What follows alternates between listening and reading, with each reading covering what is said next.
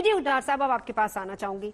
Sir देखिए, कुछ एक चीजें जो हम घरेलू नुस्खों की बात करते हैं कि अगर आप उनका इस्तेमाल करेंगे तो हमारी किचन में सब चीजें मौजूद है तो उससे बचा जा सकता है। हल्दी है, इसके अलावा अदरक, काली मिर्च, लहसुन, ये तमाम ऐसी चीजें जिसकी डिटेल्स आगे आप भी बताएगा। लेकिन सर 2 सवाल, पहला ये कि किचन में ऐसी कौन सी चीज है जो हमें कैंसर से बचा सकती है, दूसरी चीज उसकी शुद्धता का पैमाना क्या होना चाहिए, क्योंकि शुरुआत में ही हमने बात की थी और डॉक्टर अंशुमन इस पर बहुत अच्छे से डिटेल में बताएंगे। जब हम शुद्ध चीजों की बात करते हैं, ये मिलावटी चीजों ने हमें कैंसर दिया है, हम इनमें कैसे शुद्धता ढूंढेंगे? सर वीडियो डॉक्टर साहब।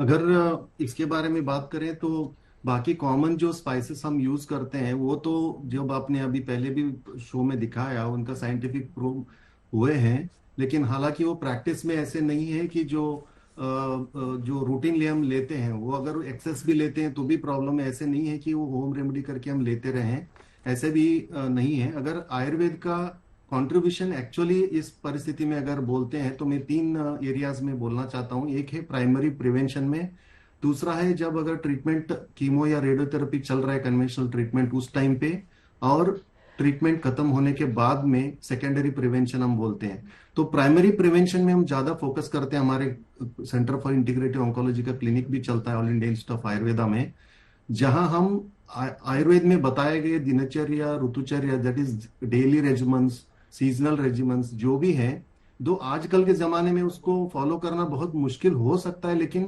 हमें वापस ट्रेडिशनल सिस्टम पे जाना बहुत जरूरी है। क्योंकि अभी हम पूरा बात कर रहे थे लाइफस्टाइल के बारे में, ये लाइफस्टाइल इंक्लूडिंग जो भी आप घरेलू सब बता रहे थे, क्या खाना है क्या नहीं खाना है, ये सब उसमें इंक्लूड होते हैं। अगर दूसरा कैटेगरी में हम देखते हैं तो ट्रीटमेंट ले रहे हैं, उस कंडीशन में बहुत सारे साइड इफेक्ट्स वगैरह आ रहे हैं। ऐसे कंडीशन में बहुत हाई लेवल के रिसर्चेस भी अपेक्स इंस्टीट्यूट्स लाइक एम्स के साथ भी हमारा रिसर्च चल रहे हैं, तो उसके साथ में कैसे क्वालिटी ऑफ लाइफ को इम्प्रूव करें। और थर्ड कैटेगरी में ट्रीटमेंट खत्म हुआ है, रिकरेंस इतना ज्यादा है सभी कैंसरों में, उसको प्रिवेंट करने के लिए हम सेकेंडरी प्रिवेंशन में क्या करें। बहुत सारे पंचकर्मा ट्रीटमेंट्स है, रसायन चिकित्सा करके हम देते हैं। ये सब चीजें चलता है जो अभी के वर्तमान के हिसाब से अगर कैंसर को ये करने का, तो उसमें पर्टिकुलरली प्रिवेंशन, प्राइमरी प्रिवेंशन के बारे में हम हाईलाइट करेंगे। तो मैं वही बताया, जो सीजनल बॉडी प्यूरिफिकेटरी मेथड्स होते हैं, सीजनली करना है, साल में 1 बार या 2 बार करेंगे। उसके बाद रसायन चिकित्सा रिजुविनेटिंग थेरेपी करके, जैसे आंवला हो गया, गिलोय का हो गया, ऐसे बहुत सारे मेडिसिन है। सिर्फ मैं एक ही ऐसे बताऊंगा तो उसका लगेगा कि ये चीजें ऐसे हैं। नहीं सर, आप एग्जांपल दे सकते हैं ना कुछ एक चीजें, क्योंकि देखिए लोगों में इस बात को लेकर भी जागरूकता नहीं है। अब एक मिथ ये भी फैला हुआ है कि केवल आयुर्वेद ही पूरे कैंसर को क्योर कर सकता है, इसको भी थोड़ा सा क्लियर कीजिए।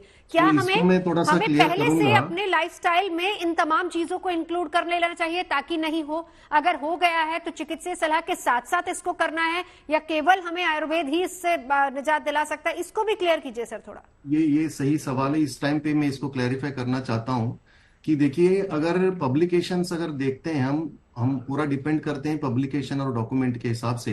अगर देखते हैं तो सिंगल केस रिपोर्ट्स हमें आयुर्वेद के हिसाब से क्यूर किया है ऐसे बहुत सारे मिलते हैं, लेकिन उसको हम आज के प्रैक्टिकली में पूरा जनरलाइज करके हम आयुर्वेद से कैंसर क्यूर हो जाएगा ऐसे जनरलाइज टर्म कभी नहीं कर सकते।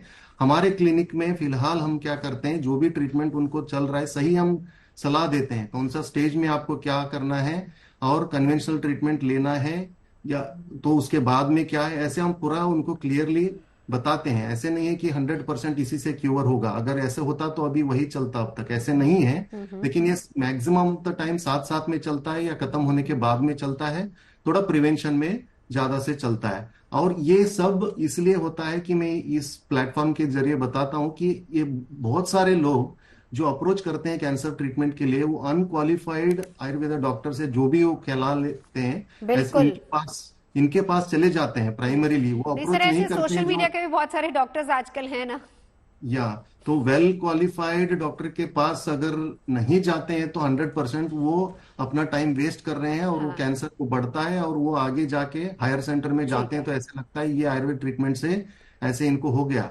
लेकिन हम सभी को मैं सार्वजनिक लोगों के बोलता हूं कि जब भी आपको सलाह लेना है तो qualified doctors, all India institute of Ayurveda जैसे बड़े इंस्टीट्यूट्स हैं, बहुत सारे हैं आयुर्वेद के इंस्टीट्यूट, उसमें जाएं, अपना सलाह लें और वो हम सही से उनको बोलते हैं। अब आपको यही करना चाहिए, आप पूरा ऐसे मतलब ऐसे हम समझाते क्वालिफाइड हैं। डॉक्टर के पास जाए। डॉक्टर साहब लौट के एक बार, डॉक्टर अंशुमन, एक रिएक्शन इसी पर आपका, क्योंकि हम कहते हैं कि हमारे किचन में सारे इलाज छिपे हुए हैं, तो दोनों बातों का सवाल। पहली बात तो क्या सिर्फ किचन हमें बीमारी से निजात दिला पाएगी? अगर बीमारी हो गई है तो डॉक्टर के पास जाए और उसके साथ साथ किचन वाला इलाज भी करें।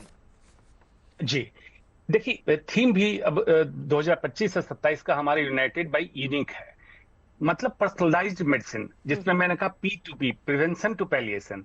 इसमें कैंसर के ट्रीटमेंट को ऐसे समझें कि कहीं आपने धुआं देखा और उस पे पानी डाल दिया, जो एक ट्रीटमेंट आपने किया, आग कहीं लगी रही, धुआं दोबारा है, मतलब कैंसर रिलैप्स हो गया। किसी एक ट्रीटमेंट का सहारा लेके आप धुआं को थोड़ी देर के लिए शांत कर सकते हैं, आग नहीं बुझा सकते हैं। इसीलिए मैं हर समय कहता हूं हॉलिस्टिक अप्रोच ऑफ ट्रीटमेंट, जो एक्चुअली इंटीग्रेटिव ऑन्कोलॉजी की बात होती है। अमेरिका इसको एक्सेप्ट कर चुका है। आयुर्वेद की जरूरत हमारे प्रिवेंशन से पैलिएशन पूरे में है, लेकिन कहें कि सिर्फ आयुर्वेद ठीक कर सकता है तो जवाब है बिल्कुल नहीं। जिसमें गौमूत्र से लेके टोटल भगवाधारी व्यापारी का भी कमाल है, जिसको मैं कहता हूं बाबा थेरेपी। अच्छी बात है कि पढ़े लिखे आयुर्वेदाचार्य हमारे साथ बैठे हैं, ये समझ सकते हैं कि जिस तरह से आयुर्वेद का सत्यानाश इन लोगों ने किया, किसी ने नहीं किया। भारत की अहम चिकित्सा पद्धति आयुर्वेद में कई चीजें ऐसी है, गुणकारी है, जैसे कॉपर रेस्वेट्रॉल का अभी हमारा रिसर्च आया है कि क्रोमेटिन, जब कैंसर का ट्रीटमेंट होता है उसके फ्रेगमेंट उड़ते हैं, नए कैंसर को डेवलप कराता है। इसमें आयुर्वेद में पहले से वर्णन है। अर्बुद में सुश्रुत संहिता में वर्णन था, कैंसर सर्जरी के सुश्रुत संहिता में वर्णन है, इसको हम कर सकते थे।